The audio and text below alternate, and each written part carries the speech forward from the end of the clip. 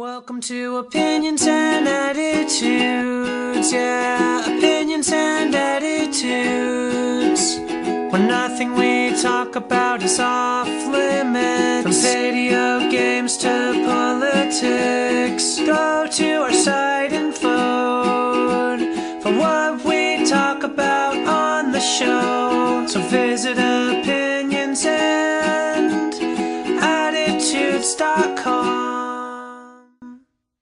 Hello everybody, and welcome to Opinions and Attitudes. I'm Scottye. And I'm Greg. And with us this week we have two very special guests, close friends of mine. I'd like to introduce them now, Michael Teep and Abigail Brady. How are you guys doing tonight? Oh, doing wonderful this evening, Scottye. We're glad to have you on the show. I know that you're both big supporters of the show, and we appreciate that, and we're glad to have you. My pleasure, thank you. Now, I believe last week I let Greg go first on the rambling. Or was it me? Did I go first? No, it was definitely me, so it's your turn to go this time. So I should go first this time? Okay. Well, now, I read this article a couple days ago, and I'm just going to give you the bullet points. In Las Vegas, there was this guy who's been in prison for 20 years, and his conviction was overturned. It was found out that he was wrongfully convicted of murder, and he's sitting in jail being extradited to Florida, where he missed parole because he missed a parole hearing because he was in prison in Las Vegas. So they're extraditing him to Florida to serve, I think, 1,059 days in a Florida prison. His name's Fred Steele, and I really think that that's ridiculous, but I just wanted to put it out there, and I'm going to let Mike and Abby give their thoughts on it before you and I really start on it, Greg. Is that all right? That's fine. Okay, so take it away, Mike and Abby.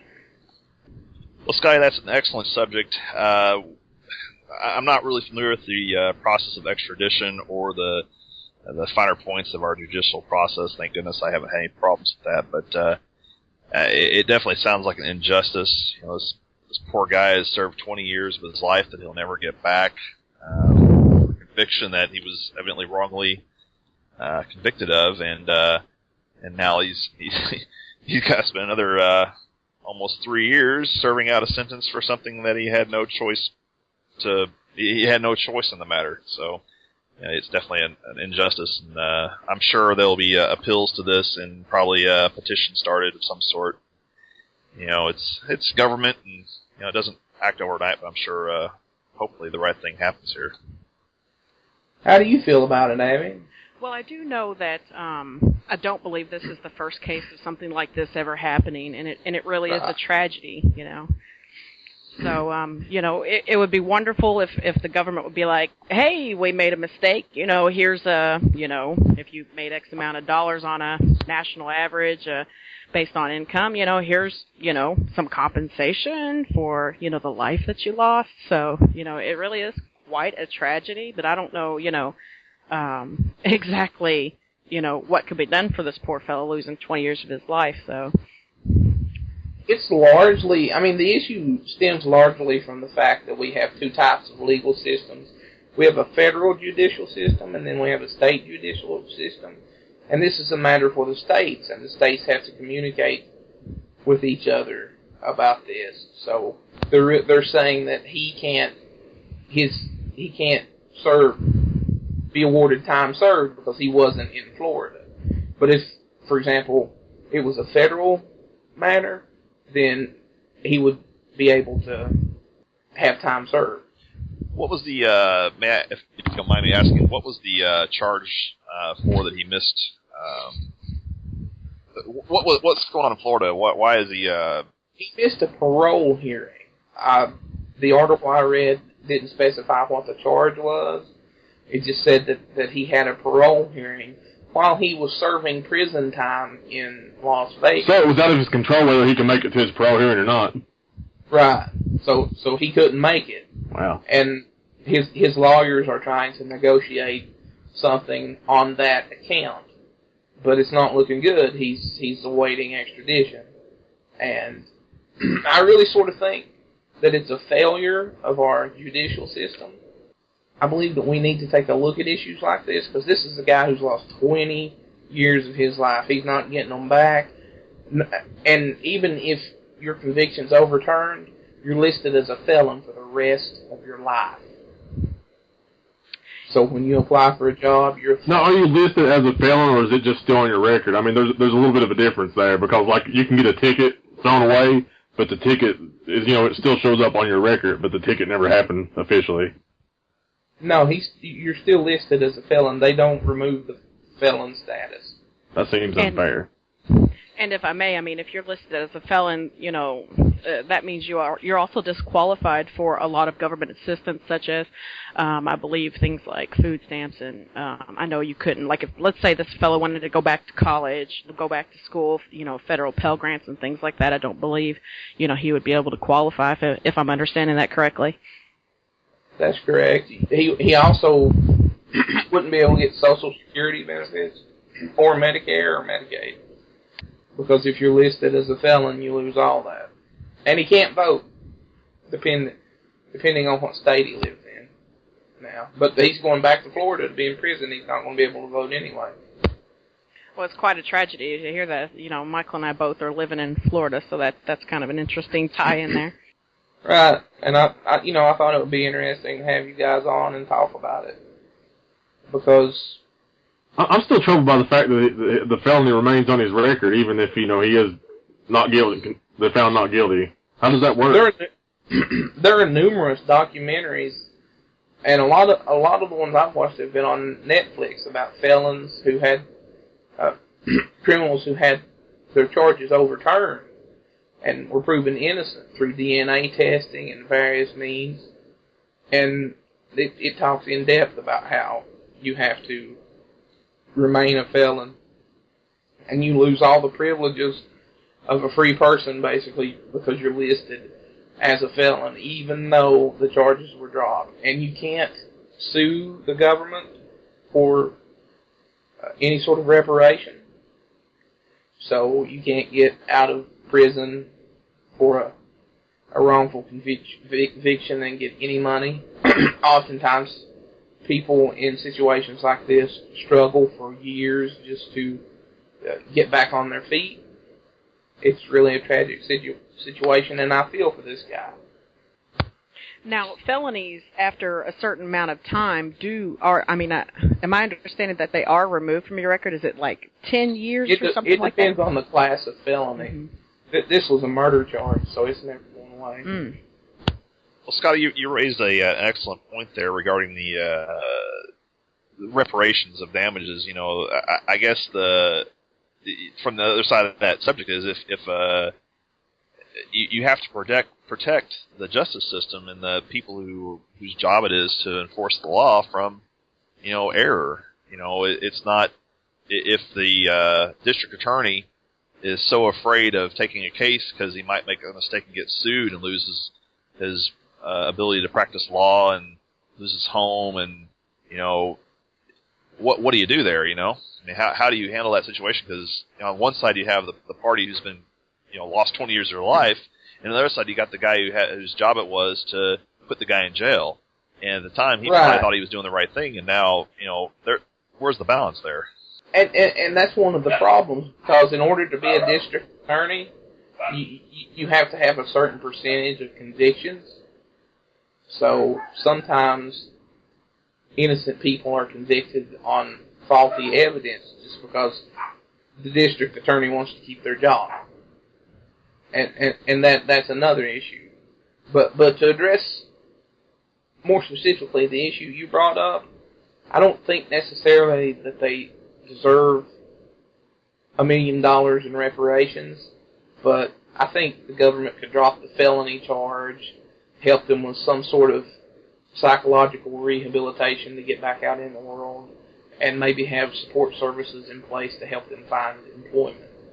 Well, I agree with that. Yeah, I think that it is a responsibility of the government. If it's our responsibility to put somebody behind bars, it's also our responsibility to atone for wrongful convictions. Mistake. Yeah, the mistake. Right. I don't think it can ever be a perfect system. There's always going to be error at some point or another. So. Well, no system's going to be perfect.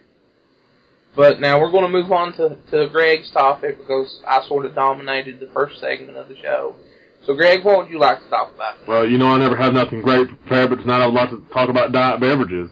Do you guys have a favorite diet beverage? Water. Water. That's the same stuff Jesus drank. It's been the perfect diet beverage for 10,000 years now. Millions of years.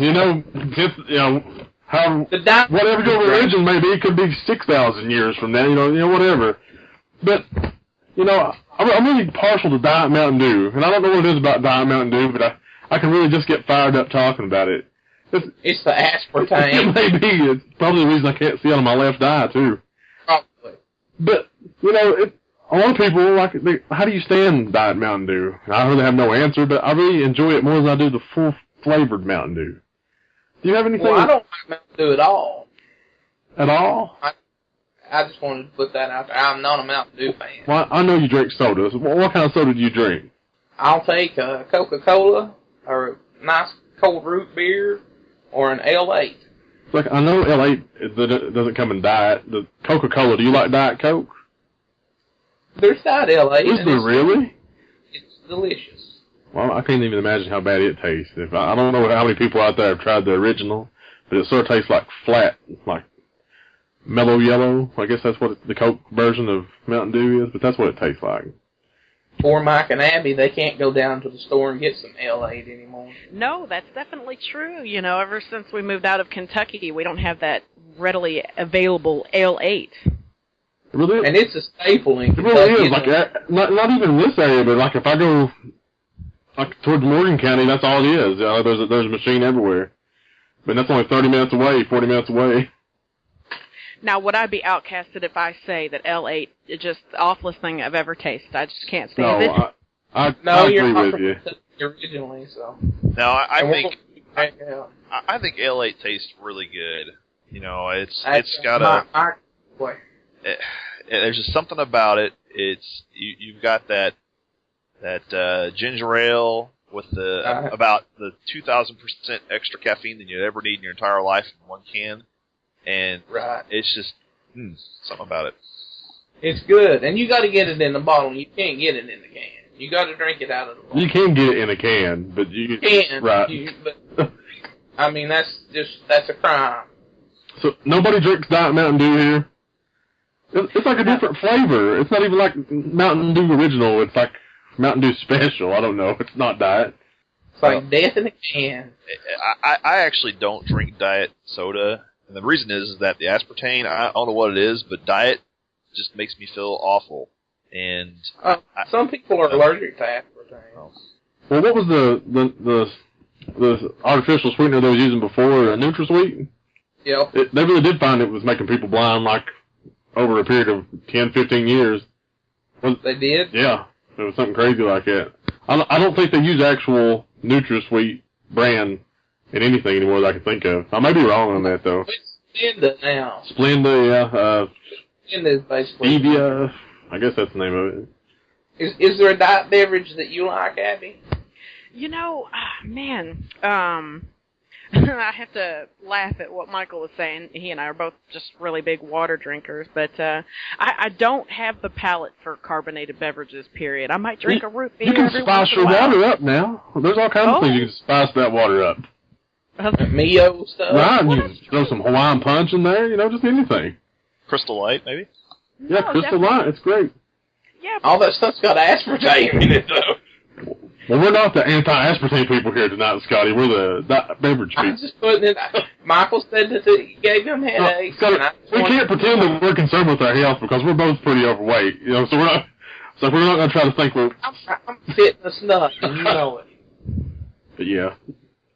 It's the carbonation that gets me. I know a lot of people just really revel in that feeling of have that carbonation on their tongue. But as for me, I don't know. I just don't have the palate for especially Coke, and Pepsi, and I don't know if you guys remember what's the name of that Surge way back in the day I do remember Surge. Yeah, I mean it was such a big thing, like in the '90s, early 2000s, I believe. But I just couldn't get into it. What was the stuff they sold at Millennium, Scotty? I think it was Jolt. As if they wanted you to stay awake all day. I remember that was nasty. It was pretty nasty. Red Bull's nasty too. I'm sorry to get off on the tangent. I know a lot of people love Red Bull. I tried a can of that, and I'd rather drink 3-day-old horse piss. Did you say Smurf piss? What? No, I said horse piss. I wish you'd have said Smurf piss. That would have been funnier. I'm sorry. I'm off my game. You get it right next time, okay? I'll try, man. I'll try. So the Red Bull didn't give you wings? I mean, what happened there? Is the false advertising on the television again? Yeah, I mean, it didn't give me wings.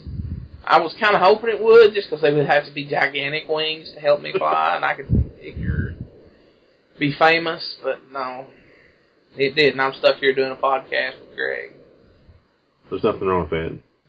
Okay, keep telling yourself that. But I've rambled on about beverages enough. There is one other thing I'd like to mention to everybody out there listening. We are having a little thing going on. Scotty's now doing a video, or what's it called, a vlog, I guess? Vlog. Yeah, on the YouTube channel over at Opinions and Attitudes.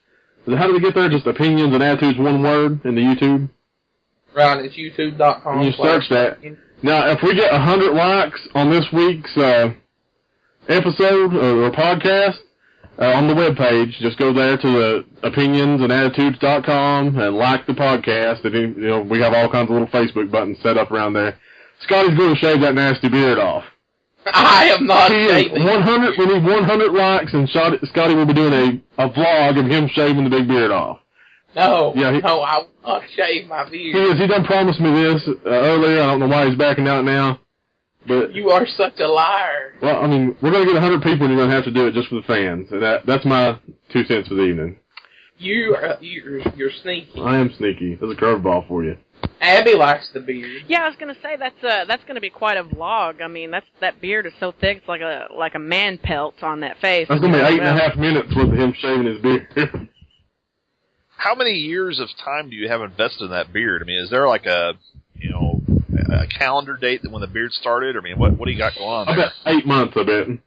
I've got 6 months in it. 6 months? Yeah. Yeah, the further you get back into the woods, the faster your beard grows. I do have a date set to shave it. Yeah, when we get 100 likes on the next podcast. No, it will be April 14th, 2014. No, we're not going to let it grow that long. Yes, we are. If you think Scotty should shave his beard, please go to the website and let us know. Send us an email. Talk to us on Twitter. We're on all those things. But Scotty, that's really all I had to say. Was there anything else you wanted to talk about tonight? Yeah, there's one more thing that I think we all need to talk about. It's a big issue. It's gonna be a year-long issue, probably several years. This week they announced that several thousand small, mostly non-commercial airports are going to lose their control tower staff. And what that means is that the pilots themselves are going to have to coordinate takeoffs and landings amongst each other.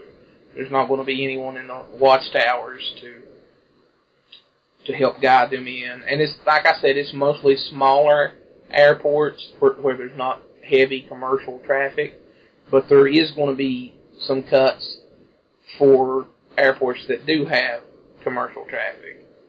And pilots are trained to coordinate takeoffs and landings, but they're losing an added layer of security. And flying's already dangerous.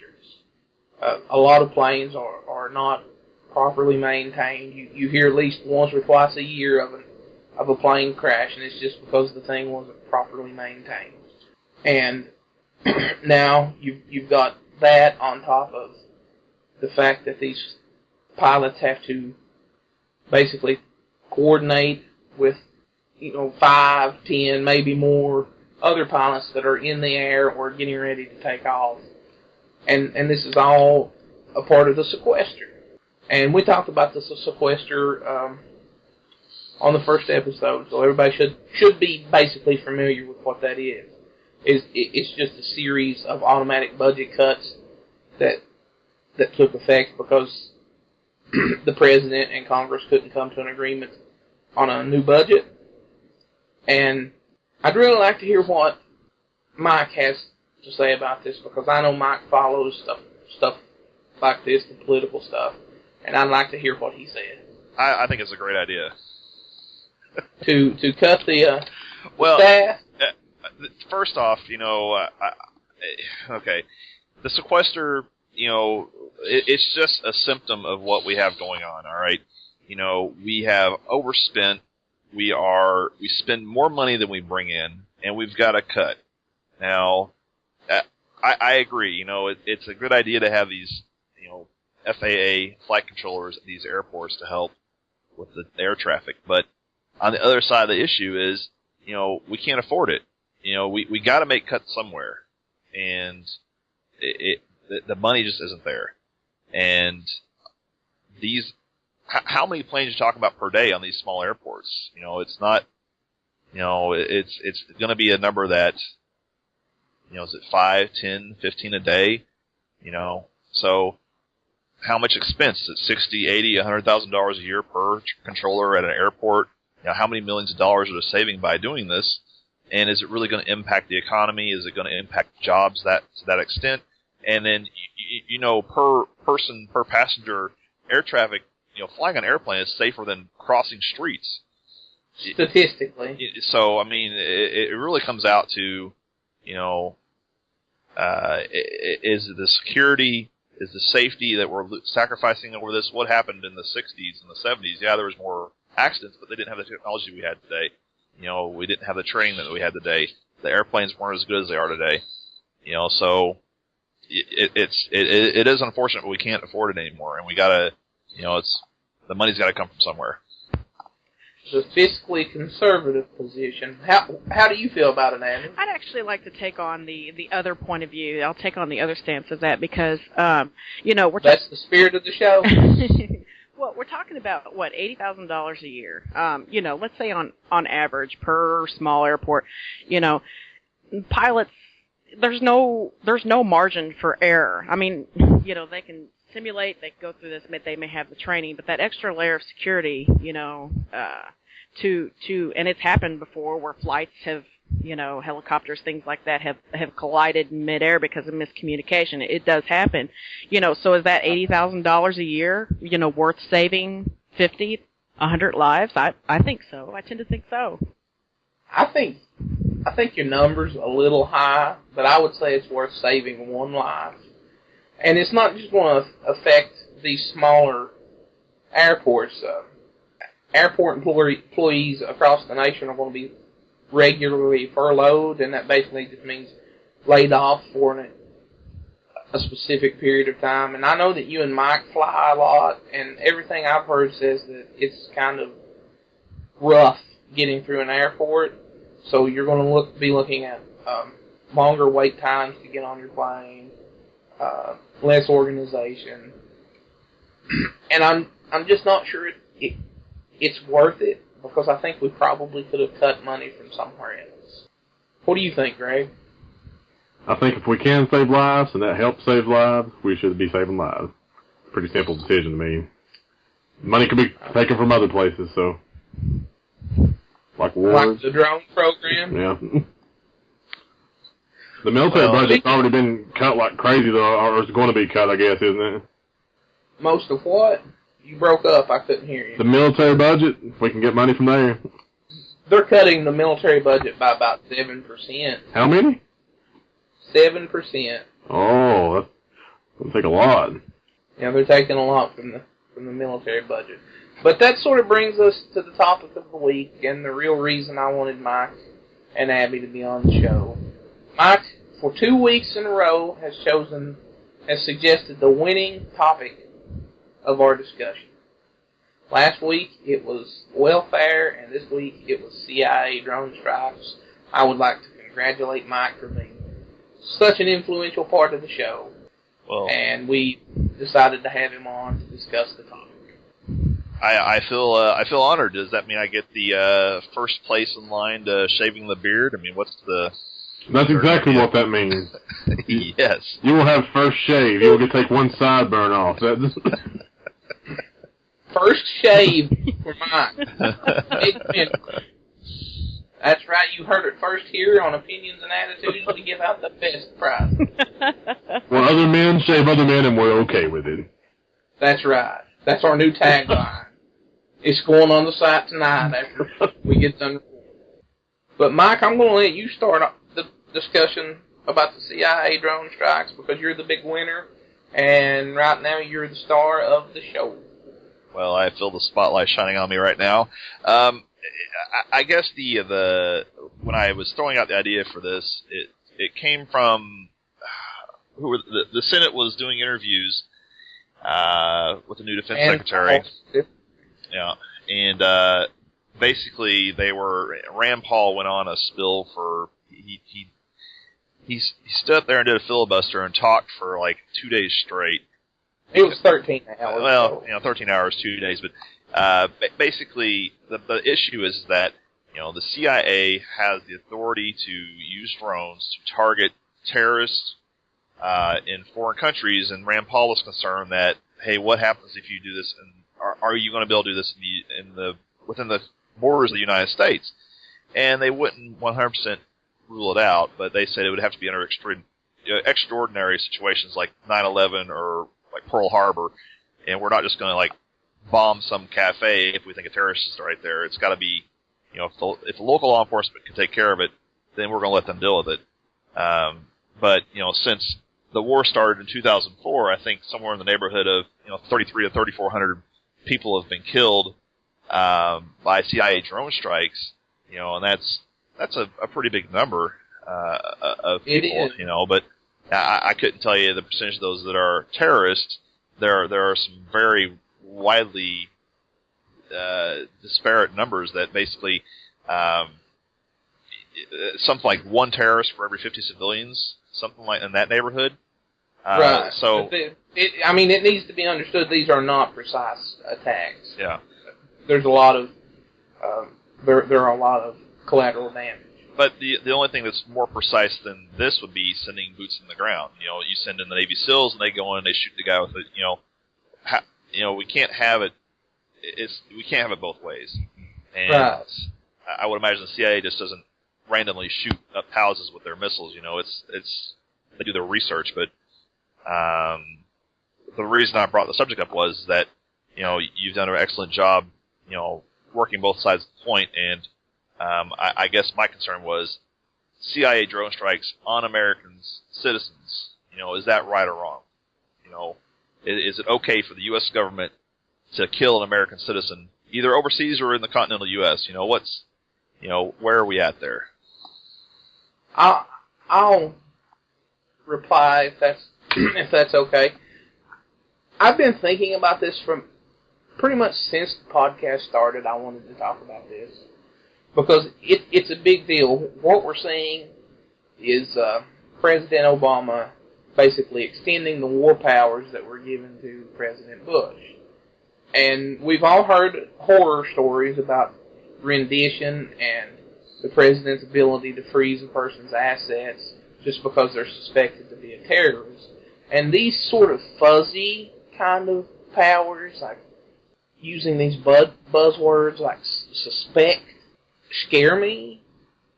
I mean, we really have to define what a terrorist is, because in the 60s you could have said that the people rioting in the streets were terrorists, but I didn't like reading about the police brutality then, and I wouldn't want the possibility of drone strikes now.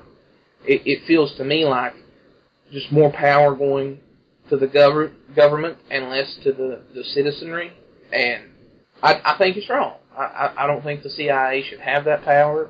I don't think it is constitutional. I don't think that it falls within the purview of protecting us. Drone strikes on terrorists are fine. I don't even really want to say that. If you're a U.S. citizen and you're suspected of terrorism, you should have a trial. You should be brought in, if you can be, and we have all sorts of different tools at our tools that we can use to capture terrorists. We don't need drone strikes that have the possibility of killing 50 or 100 other people just to stop a terrorist. Scotty, what about instances like, when the gentleman, he was a cop in California, had, got held up in this house out in the wilderness, ended up shooting like 12 cops before they caught him? I don't understand how these drones really work, but couldn't they send the drone in there just to take care of him and get out of there? Because, I know it's terrible to just say take care of him, but he killed like 6 or 7 people before they ever did anything. Yeah. I think an issue with that would be that it was a wooded area that he was in. It would probably be hard to manage. I would imagine that those things, they go into some pretty crazy areas just in general, though, don't they?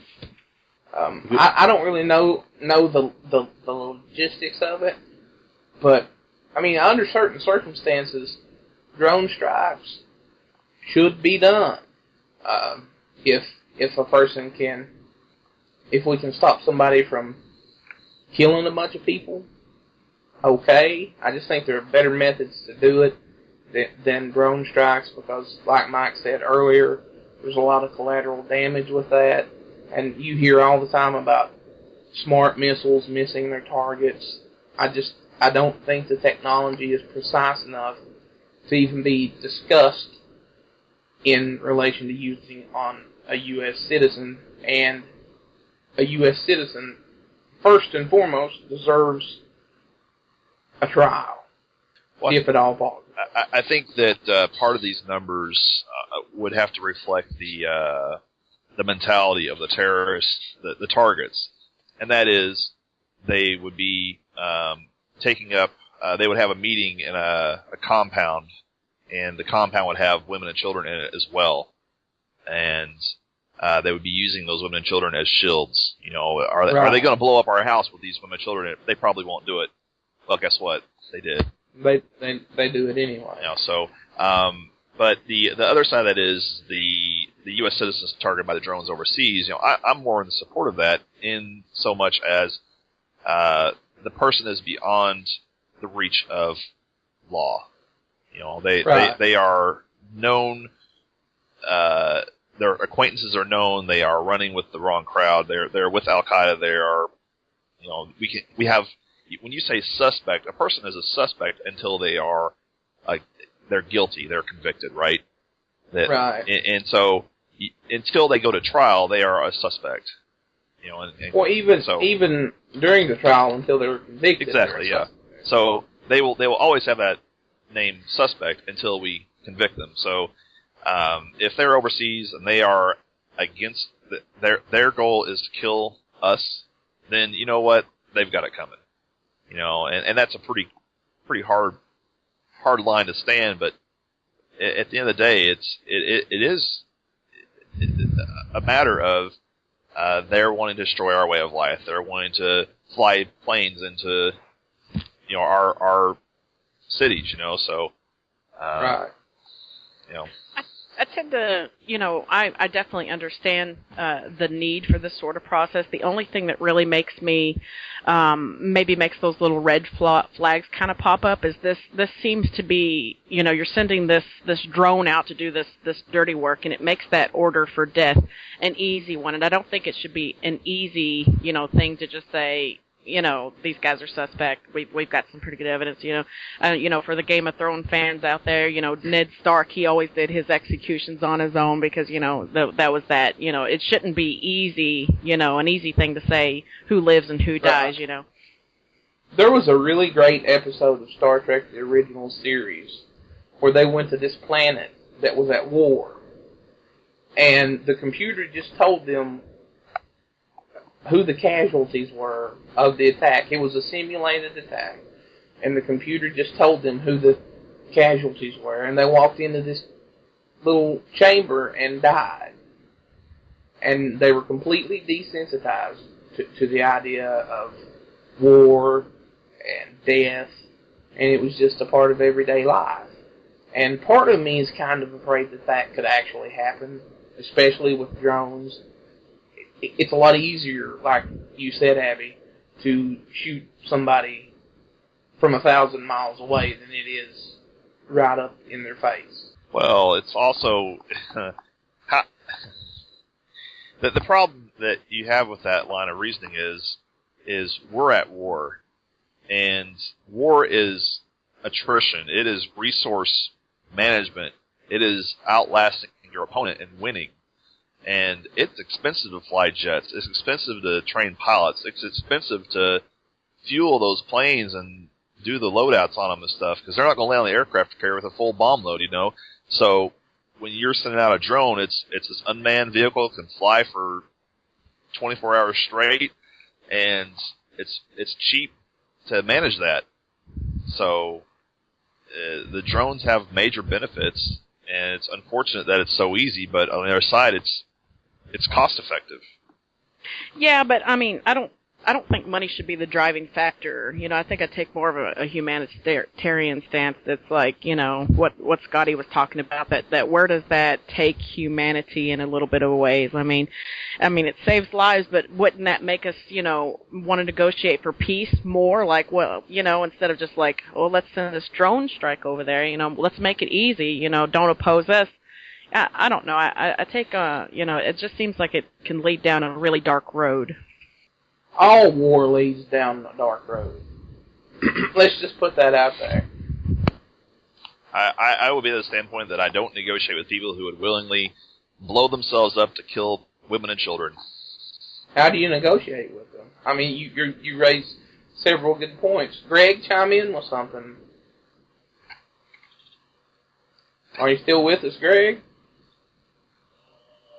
I think a drone Greg got him.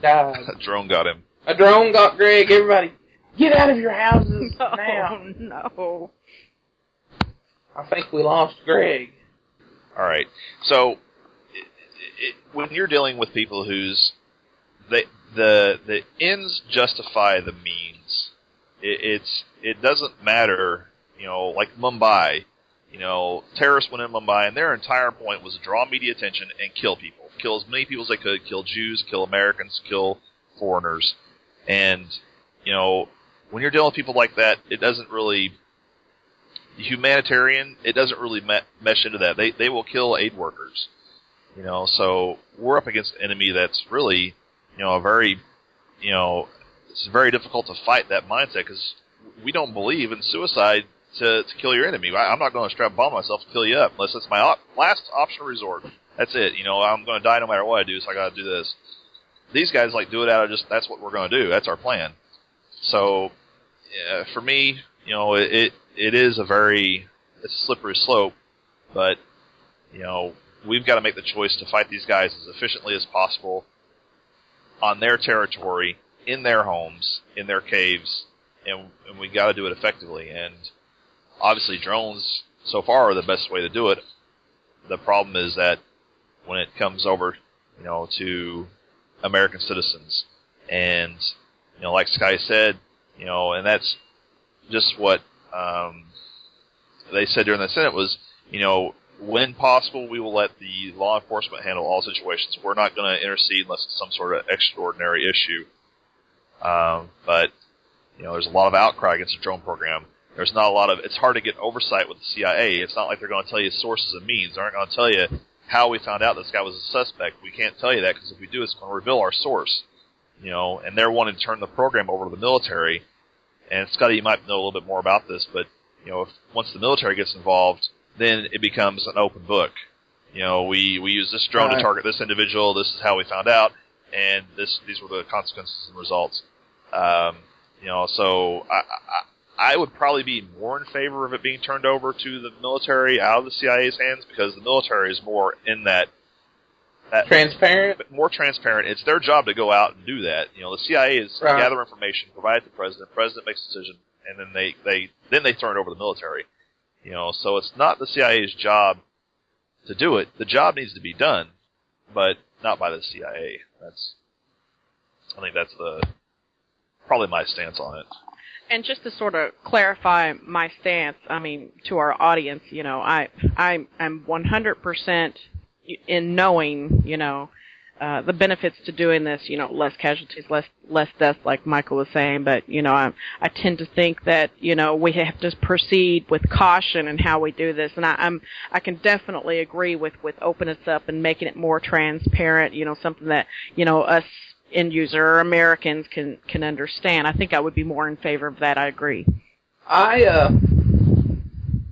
think drone strikes are here to stay, and I think that the best option is to let the military manage them, because that's the purpose of the military. It's not the purpose of the CIA to conduct these strikes. And just like Mike and Abby have said, it would add more transparency. I would prefer that we lived in a world where we didn't need drone strikes, but we don't. And we live in a world where a lot of people want us destroyed as a nation. They feel threatened by us. And so I don't think any of my conceptual issues, I don't necessarily think that it's within the president's power to have drone strikes in the first place. But there's nothing we can do about it. They're going to happen.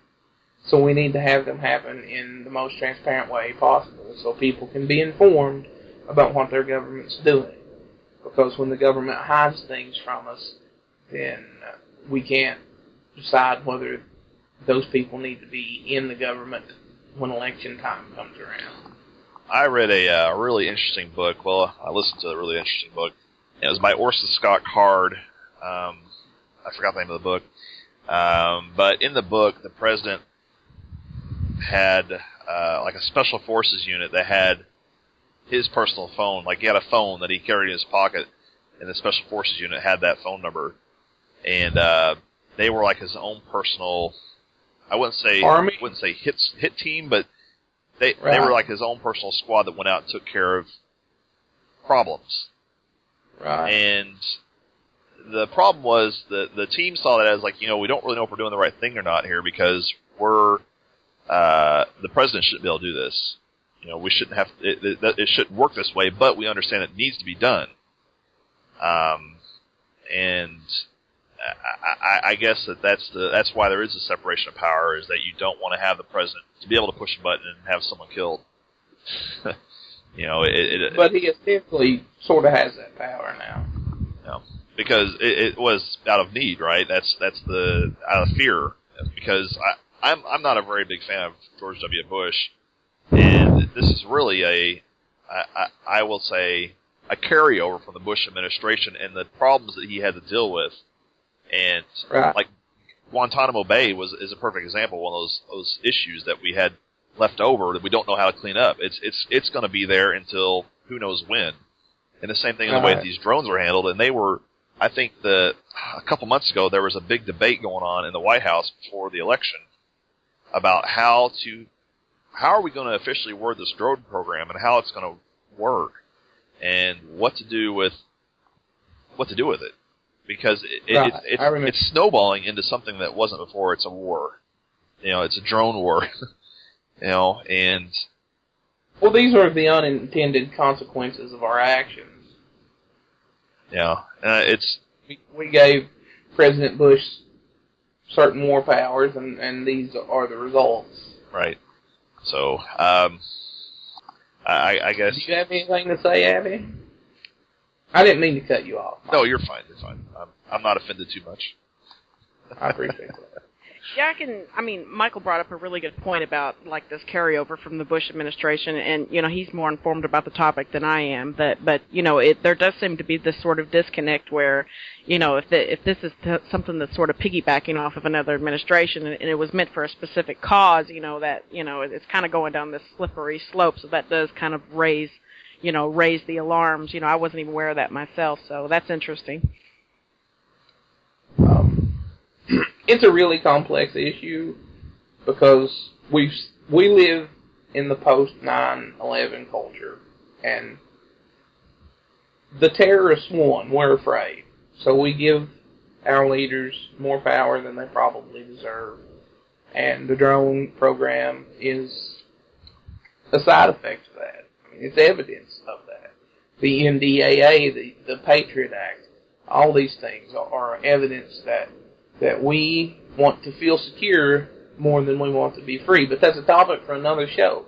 We're going to close this one down now. I'd like to thank Abby and Mike both for coming on the show. I'll give you guys a few minutes to say any closing comments. And since I've pretty much always gone to Mike, I'm going to let Abby have first crack at it. So. Why, thank you so much, and I appreciate you having me on the show. We're big fans of the show. We're really proud of you and the direction things are moving in. I really hope that the fans really catch on, because this is a really good thing, and it's really interesting to bring information to the public, and from our point of view. So I really appreciate it. Thank you. Appreciate the kind words.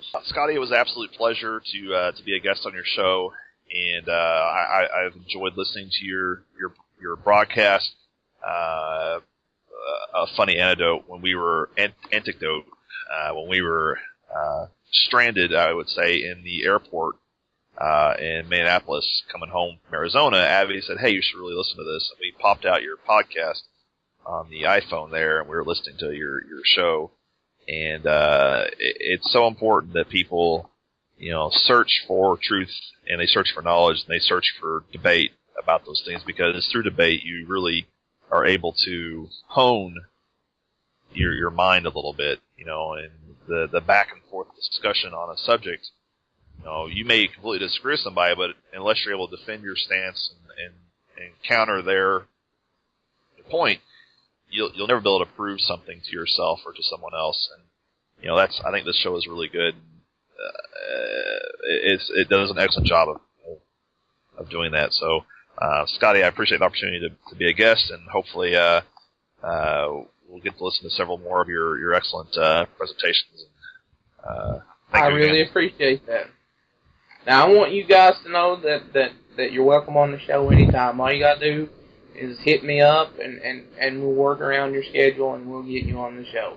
We want it to be open to people to come on the show, and we like your input and the dynamic that it adds to the back and forth between me and Greg.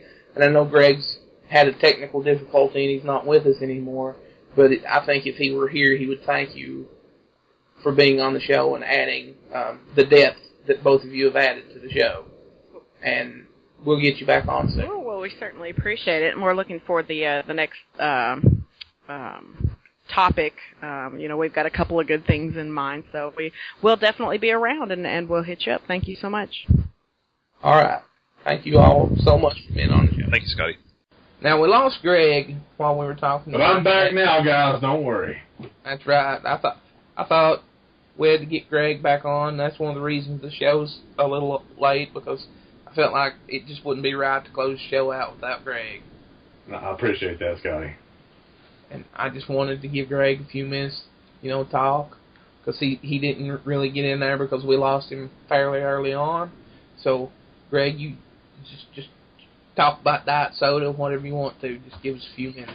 Well, Scotty, there really wasn't anything. I wanted to chime in a little more about the CIA drones, because I never really got to give my full, spiel on that. But, I think that, they're going to start using things like that, whether we like it or not, they're being used now.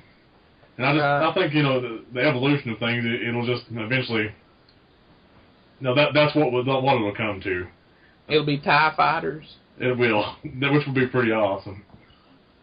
Now I've got you excited for drones, don't I? Yeah, everybody. No, it'll be Cylons from the Cylon Raiders from the new Galactica.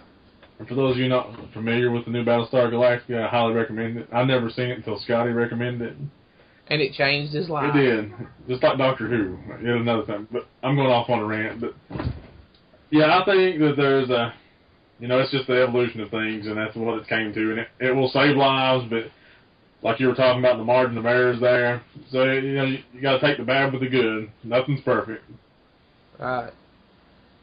And we just wanted to give, I just wanted Greg to be on the show to close out the show, because it doesn't feel right to not have Greg close out the show.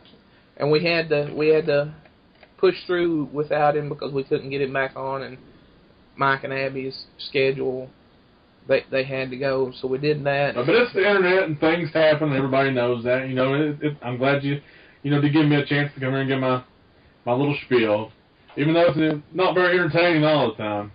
I may have something you want to hear every now and then. I mean, you're my co-host. You're my partner in this. I mean, we've been talking about doing something like this for a long years time now, yeah. And we've finally done it, and it just didn't feel right to close the show, put it up without you, and that's why it's a little late. And we do apologize for it being late, but we want to get it on here. We want to get it on here and everything done right. And we want to make sure we get 100 views on Scotty's post so he can shave that nasty beard. I'm not shaving the beard. Yeah, you have to shave the beard. Now, you can either go over there and voice your opinion about the beard on Scotty's blog, which is at Opinions and Attitudes on the YouTube channel, all one word. Go out there and tell us what you think about the beard, or Scotty's blog, whichever one you feel the need to talk about. Or you can, you got? It's Scottye, it's Sottye, at opinionsandattitudes.com, that's right. And you can catch me over there at Greg at opinionsandattitudes.com. Talk about the beard, talk about the topic, talk about whatever you want to talk about. And we're on Twitter, like always. It's OPINNATT. I know it sounds like open at for you country people, but it was the best I could do with the time I was given, so that's what it is. And as always, just go to facebook.com/opinionsandattitudes, all one word. We're pretty excited because the people that talked with us on the show tonight were actually some of the people that suggested some of the topics we have, and that's great. That's exactly what we want to do. That's right. Mike and Abby are there every week, giving us topic suggestions and giving us feedback, and that's what we want from all the fans. So get involved with us. Help us make it a better podcast. And we'll have a poll up probably Tuesday. I'm sorry for it being late, but I'll leave it open extra late on Friday so we can record the show and have it up for you on Saturday like always. And we just appreciate everybody listening to the show. Greg, do you have any closing comments? I mean, I know you got cut off. So. Well, no, I just want to thank everybody for tuning in again this week, and I hope to see you back again next week. Everybody have a good week, and we'll see you then. Bye. Visit opinions